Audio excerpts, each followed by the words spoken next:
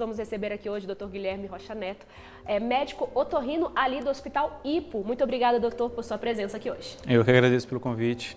Olha, a gente sabe que está chegando o inverno, está chegando aquele período em que as pessoas são mais acometidas aí das alergias respiratórias, aquilo que traz ali um desconforto muito grande. Pessoas que já vivem com isso, às vezes durante todo o ano, mas quando chega esse período tem fica mais acentuado, não fica, doutor? Exatamente, pastora. Nessa época é bem comum, em função da variação climática, né, pela diminuição da temperatura normalmente, também pela diminuição da umidade relativa do ar. Então, esses dois fatores são fatores que comumente desencadeiam crises, tanto da rinite, como de sinusite e também do pulmão, né, a asma, a bronquite. Também, né, não só essa questão ali do início da via respiratória no nariz, mas também aquelas que já vão atingir ali diretamente os pulmões, né? Então as pessoas também têm essa parte acentuada no inverno. Sim, também. Uma coisa tem ligação com a outra, né? Muitas vezes começa com uma crise de rinite e aí aquele paciente que já é asmático, né, que já tem a bronquite, pode acabar desencadeando também uma crise do pulmão, né, de bronquite. Exatamente. E o que a gente pode fazer, doutor, nessa época do ano, né, para que a gente possa ter tudo isso minimizado? Porque a gente sabe que é inevitável. Em muitos casos a gente entende que não tem o que fazer, né? É algo que é crônico, a pessoa vai viver com isso mesmo a vida toda, mas são, às vezes, com algumas coisinhas ali simples do dia a dia, do cotidiano, ela consegue minimizar esses sintomas, não é? Exatamente.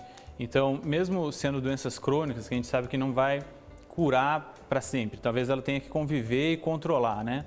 Então, nessa época, em função principalmente da umidade reduzida, né, o tempo mais seco, nós recomendamos sempre fazer a lavagem com soro fisiológico, né, lavagem nasal com soro fisiológico. Essa é uma recomendação assim que todos podem seguir, que não tem nenhuma contraindicação. Existem várias formas de se fazer. E a gente acaba adequando ali, observando de acordo com a necessidade de cada um, qual a mais indicada para cada um.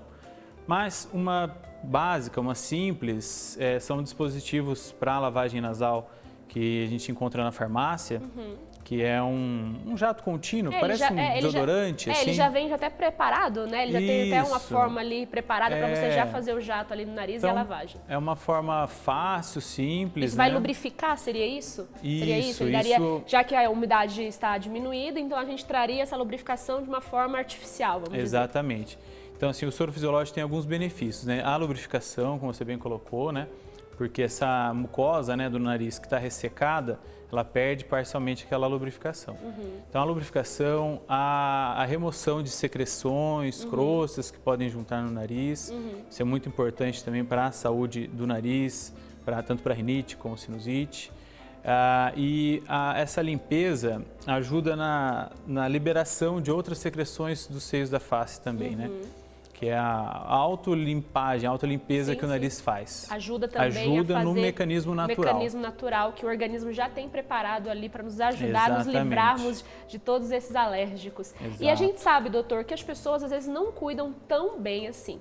Muitas pessoas às vezes não fazem uma limpeza ideal, às vezes toma banho, esquece da limpeza do nariz. E isso tudo, como você mesmo falou, vai trazer aí um prejudicial, né, para a saúde. E essas pessoas vão ficar aí a cada dia mais, vamos dizer assim, propensas a ter essas doenças respiratórias, ou vamos dizer que a limpeza não teria nada a ver com esses processos alérgicos?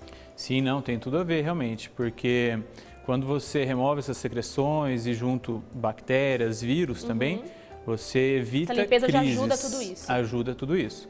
Claro que existem outras maneiras também, né, outros medicamentos de aplicação nasal ou oral, que também vão ajudar a controlar. Mas quando o paciente não faz nenhum controle, realmente isso tende a ficar uma doença pior. Por exemplo, uma criança muito alérgica que nunca é tratada, ela tem estatisticamente, né, nos estudos, uma chance maior de desenvolver a bronquite na fase adulta. Então, quando a gente controla a inflamação no longo prazo, a tendência é você realmente conseguir um controle bem melhor daquela doença que, por mais que seja crônica, tem tratamento, tem medicações, tem opções para controlar. Exatamente. Mas o senhor está falando da limpeza com soro fisiológico. Então essa é a ideal, soro fisiológico. Isso, acho que essa... A limpeza com soro fisiológico, vamos dizer que seria o ideal, ou até mesmo com água no chuveiro seria o ideal ali para limpeza. O ideal é o soro. É o soro mesmo. Uma opção caseira é fazer um soro caseiro. Sim. Né? Então, mais ou menos ali uma proporção assim de 1 copo d'água. Sim. Né? Que são mais ou menos 250 ml. Então, ferver aquele copo d'água com um pouquinho de sal, uma colher de chá de sal. Certo. Pode ser colocado também uma dose menor de bicarbonato de sódio, ficaria perfeito. Então, você ferve aquela água, né, com esse pouquinho de sal, uma pitadinha ali de bicarbonato de sódio, é a solução ideal. Por que não só a água? Por ela não ter essa concentração do sal parecido com o nosso corpo, ele acaba sendo um pouco agressivo, assim, você pode sentir dor, pode arder, pode ter incômodos, pode até inflamar um pouco a mucosa. Então com o soro seria mais suave? É, mais suave. Mas a gente fala a respeito do soro fisiológico para limpeza, mas muitas pessoas acabam confundindo o soro fisiológico para limpeza com os famosos descongestionantes. Perfeito. Que esse é um problema que chega a ser crônico e muito grave para tantas pessoas que não entendem, às vezes, o quanto elas vão ficar ali dependentes desses descongestionantes. Chega essa época do ano, não, olha, tapou tudo, eu não aguento, ou eu uso, ou eu não tenho vida, eu não respiro, e isso é muito sério, né, doutor? Isso é muito sério, é uma ótima colocação, né? Os descongestionantes nasais, eles têm um princípio ativo que é o vasoconstritor. Então, ele te oferece um benefício imediato, mas eu sempre falo no consultório que não tem esse benefício imediato, nunca é o que a gente está buscando. É claro que se a gente pudesse ter o quanto antes, melhor, né? Sim. Mas esses que destrancam o nariz na hora, né, eles têm um efeito rebote depois de algumas horas. Então você pinga, ele normalmente é de pingar, né, no nariz, não é de spray normalmente. Então você pinga no nariz, ele destranca na hora, porque faz a vasoconstrição lá dentro. Mas depois de algumas horas que passa o efeito, dá o efeito rebote e fica pior do que estava antes. E aí o paciente entra num ciclo vicioso mesmo, né, que se torna um vício e isso causa uma outra doença nele. Talvez ele já tivesse uma rinite alérgica ou uma rinite inespecífica e aí ele passa a ter também uma rinite medicamentosa. Então rinite medicamentosa. Exatamente. Acho que isso é muito importante a gente falar porque é pouco falado e as pessoas às vezes não entendem o quanto isso traz um agravamento para a saúde, uma dependência do medicamento que não vai ser só o problema ali de descongestionar e você ficar usando ele, mas aquele medicamento sempre ali, né, a vida toda no seu organismo vai trazer outras consequências a longo prazo, né? Exatamente.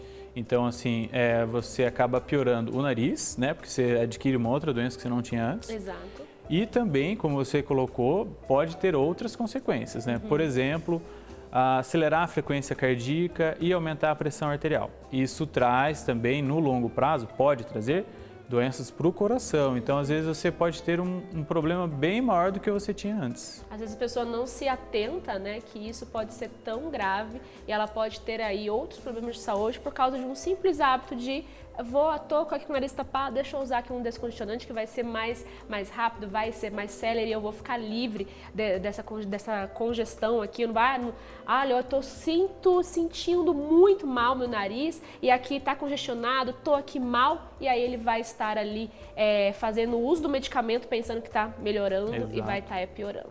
E o que a gente pode falar um pouquinho a respeito da água? A água ela vai trazer esse benefício também a médio e longo prazo para essas pessoas que têm aí, que sofrem com a rinite alérgica?